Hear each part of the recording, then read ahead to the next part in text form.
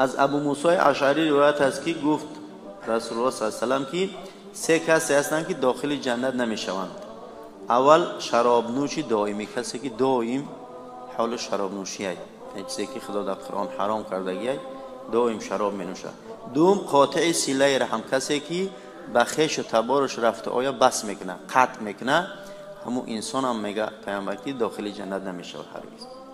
و سوم کسی که تصدیق کننده سحر است، یعنی دائم کارش ساحری و یعنی از قفای ساحرا رفتن، از اونها تمارا گرمی و خنکی گرفتن، همین کارهای ساحری را دوست می‌داره، همون انسان هم داخل جنت نمیشه، یعنی که با همراه هم ساحر در گناه شریک.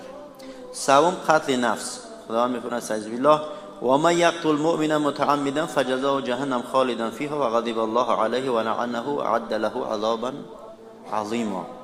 یعنی خدا میگه کسی که یک انسان یا مسلمان به قصدن میکشه، جزای او داخل شدن در آتش جهنم است، دائما، خالدن یعنی دائما، فیها در او داخل دوزخ، و غضب خدا بر او و لعنت خدا بر او آماده کرده شده است برای او عذابی بزرگی را در روز قیامت، برای او عذاب بزرگی را آماده کرد خداوند.